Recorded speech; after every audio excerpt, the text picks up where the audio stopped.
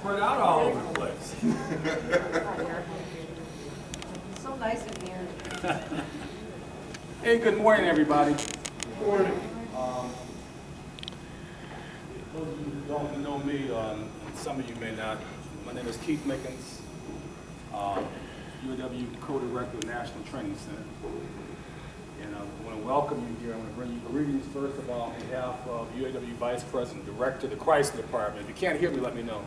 General Holyfield.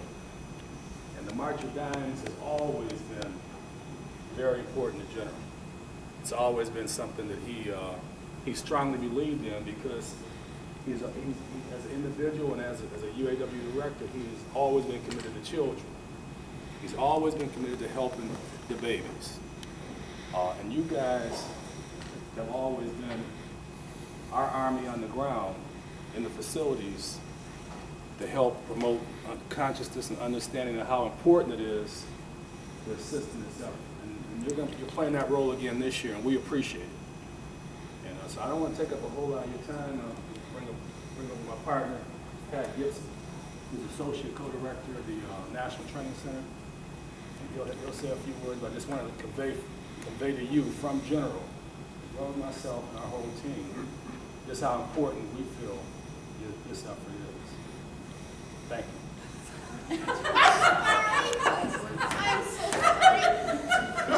What Tammy doing now? She did what? I can't see. Yeah. Okay. We can do that over if you want, okay? Hey, good morning, everybody. Hey, my name is Patrick Gibson, Associate Co-Director here for the National Training Center. And I'm pretty sure you probably saying, wow, where's everybody at? Okay. We know that a lot of the other co-captains are already out there in the facilities doing their things, okay? And we appreciate all your support. And kind of like what Keith said, on behalf of Nancy Ray, our Senior Vice President of Human Resources, Al Acabelli, our Vice President of Employee Relations, and my boss, Mike Brown, which is Keith's counterpart for the co-director here at the National Training Center. We want to tell you thank you. We appreciate your support. This is a very important initiative to the UAW and Chrysler. We've been a partner with March of Dimes for years, and we're looking forward to having another successful campaign. This year, we've expanded a little bit.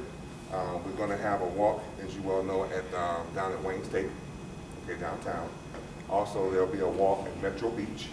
All of the walk takes place on the 28th, of which the March of Dimes teams and Tammy and Mona will give you more details on what's going to be going on. And this year, we have a new flavor where we're going to have a walk at Oakland University for the first time this year. Okay, this is being sponsored by one of our vice presidents from the Business Practices Office, and then also another counterpart that just left our organization. It was just Mr. Fred Diaz. Okay, but we want to tell you thank you for your support. You guys are going to do a lot of good things out there to help raise money for the babies. Okay, it's a very, very worthy cause, and we appreciate your time and attention today. And thanks for coming out in the weather. Appreciate you. You have all our support. We're there. We're behind you. We're beside you for whatever you need. You're in good hands with Tammy and Mona and Mark Dimes ladies. Okay. And with that, I might turn it over to Yep, to me. Melissa. Thank you. Thank you.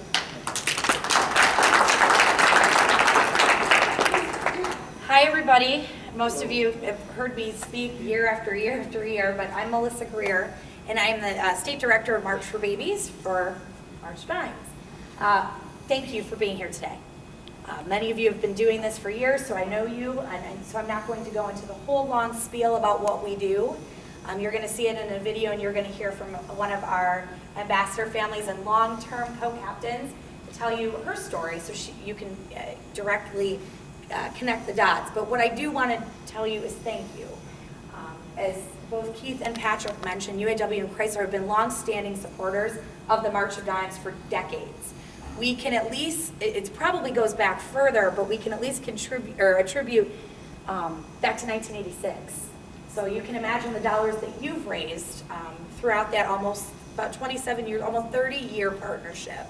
And the UAW partnership with March of Dimes goes back to our founding in 1938. So we are really, really proud of the relationship and can't thank you enough. As you can see here at the bottom of the screen, this is our 75th anniversary. So yes, thank you very much. We brought some festive balloons and some signs to kind of decorate and help also explain what we do. 75 years is not something a lot of organizations get to celebrate. We originally put ourselves out of business back in 1955 when the Salk vaccine for polio was deemed effective. And really over that next few years kind of put polio to rest, at least in the United States. But we continued on and we're still going, and we are deeming ourselves as the leading organization for infant and maternal health. We're focused on birth defects, infant mortality, and premature birth, which you're going to hear about. But really, we are responsible for healthy babies as well. We've been working for 75 years to make babies stronger and healthier. There's no better gift than you can give a child. We can't control the environment, we can't control surroundings, but what we can do is at least give babies a healthy start. We do that through community services, advocacy, research, education, and supporting families that need that support, whether they're in the NICU or potentially in the hospital once a baby's born. And I'm going to touch on those in a minute, but what we're excited to tell you today, that since 2003 we've been focused on premature birth. For 30 years, premature birth was rapidly increasing. Over the past 5 years, premature birth rate has been declining.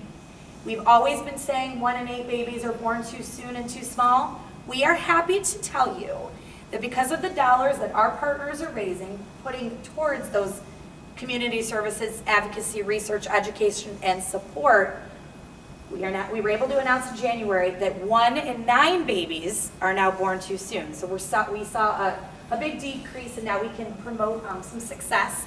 What that 1 in 9 means, and you can see that demonstrated here with these balloons. The purple balloon here and the white balloon represents that one baby in the bundle that was born, obviously too soon. 55,000 babies are born then on time and born healthy because of the work that you're doing. So it's 55,000 families every year that don't have to experience the heartbreak or the emotional trauma and the financial devastation that comes along with a premature birth. Some of the other things that we're able to do is giving women the support that they need. A lot of the women in rural and northern Michigan that are high risk sometimes don't have the opportunities to get to a doctor that they need to get the medical attention that we need. One of the new things that we're doing here in Michigan is called, it's a regionalization thing. We are taking mobile units up to these women that need the care to make sure that they're getting the care that they need, whether it's from children's doctors or DeVos or OBs that really have the training to provide the medical attention that they need. We're advocating for better health care. We're constantly advocating for better newborn screening. Michigan is one of the leaders in newborn screening that we can hopefully use to predict and prevent these later onset of anything that might have happened in utero. Research. We are constantly trying to find out ways for women to not have premature birth or not prevent birth defects. One of the things that we are able to celebrate again here in Michigan is that within the past few years, and I don't remember the exact date, but it's been very recent, we were able to celebrate a victory on a progesterone gel that can be administered to women in their around the 20th week of pregnancy. If a woman had a preterm birth previously, history has shown that she's very prone to having that again. A research grant that we helped fund and was celebrated right here in Michigan has been proven to help prevent that in future births. So we're proud of that. Educating moms about premature labor, we're also educating health officials and doctors on how important it is to make sure a mom can stay pregnant until at least 39 weeks, unless medically necessary. There are premature births that have to happen for medical reasons. But we're trying to make sure that a baby isn't born before 39 weeks for no other reason. And finally, supporting moms that need that support. You're going to hear from someone in a minute that needed our support during her time. Many babies sometimes stay in NICUs for up to 100 days. Some even sometimes celebrate their first birthday in a hospital. We're trying to avoid those things, and your dollars are continuing to help. What did I miss? One thing I am proud before I turn over to Barb is you probably hear things about how charities spend your money every day.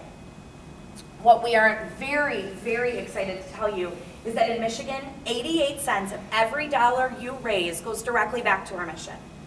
And when you meet with your March of Dimes representative, we can give you a financial sheet about how our money is spent that gives you a pie chart representing that everything that you're raising. We don't have high overheads like some organizations do. We're proud of that. If you get feedback from people in your buildings or in your membership that they have questions about how we spend our money, let your March of Dimes representative know. We want you to be proud of how we spend our money. We are good stewards of what you're doing. So, is there any questions? I talked a lot. I'm going to turn it over to Barb Harvey, who is a member of Local 1248. Yes. And we are very proud. Barb has been a long-standing team captain for decades and a true supporter of the March of Dimes. I'm going to let her share her story. Hi. And as Melissa stated, I have been a true supporter of the March of Dimes. In '93, my son was born at 26 weeks. My doctor put me in the hospital. While I was in, the first doctor to examine me was a resident physician. This resident physician, I don't know why she's a physician at all, because her whole thing was to tell me that if you carry this birth full term, this baby's going to be so deformed. I don't know how you would want to have a deformed baby. Because I was in the hospital because I had lost a lot, most of the umbilical fluid surrounding the baby. When she gave me all these horror stories, sent me into a state of depression because I'm like, what do I do? And in her efforts to confirm what she was saying to me, she went and got the neonatal intensive care doctor and nurse. Well, when she went and got them, they did confirm some of the stories, some of her horror stories, that my child would be born without digits, could rub off the knees, the toes, the feet. But they also said there's a good sign. If your child is born weighing 1 pound or more, we're going to put together every dollar that we can in an effort to save your child. And I was like, ooh. I said, so it only has to be a pound? And they're like, yeah, because you think about a pound, it's not a lot. So 2 weeks after talking with them, I went into labor. The doctors were like, okay, my doctor said, she's only 26 weeks. We're not going to do anything to save her because at 26 weeks, the baby isn't viable. The lungs aren't formed yet. So they said, what we'll do is have her deliver natural, put the baby in the bassinet, and if he makes it, he makes it. If he doesn't, he doesn't. And this is what they told me. So I'm sitting there, and I'm like, and my husband was like, I said, oh, hell no. And he said, what are you talking about? I said, the neonatal intensive care doctors told me that if my baby weighs more than a pound, that they'll do anything to save it. And my baby's going to weigh more than a pound. I said, so you're going to do a cesarean. And they said, they laughed at me because they're like, you're crazy. I'm like, no. I said, get the neonatal intensive care doctors. They came down and they said, did you tell her? And they're like, yeah, we did tell her this. And so it changed their whole form of what they were going to do. They did the cesarean. My baby, he weighed 1 pound, 14 ounces. He was in the hospital for 3 months. I had him September 8th. He didn't go home until a week before Christmas. During that time, he had in neonatal intensive care. He went through blood transfusions. He was always on all these monitors and plugs all on him. And I couldn't touch him for the first month because every time I would touch him, the monitors would go off. And so he was 2 months old before I could even hold him. But by the time we went home at the 3 months of his birth, he weighed 6 pounds, 12 ounces. Took him home, but I had to take him on oxygen and a heart monitor, which was so scary because he could roll over, cough, sneeze, and the monitor would go off. So I'm constantly jumping and the stress of it. But they also had a neonatal nurse that came out on a weekly basis to talk to me. So she did soothe my mind a bit. But it was like, after a month he was taken off of that. And I did have one other time during feeding that he stopped breathing and I had to rush him back to the hospital. But he, right now, today, he's 19. He's in his first year in college. So all the little horror stories, brain damage, because of the neonatal intensive care doctors, it's like they were saviors to me. And the nurses, they were always comforting me. Each day I was there, and I was there every day because they had told me, if you're there every day, the baby sees a sensor. And even though I couldn't touch him, when I would sit next to the incubator and start singing, he would open his eyes and look, and it was like, he knows I'm here. So, I mean, those things and the efforts that the March of Dimes does to put together the neonatal intensive care center, because that was the only one in my area that my child went to. So, and I was so thankful because I prayed for that baby, and I was like, there's no way he's going to be taken. So, for that, I'll always be appreciative to the March of Dimes.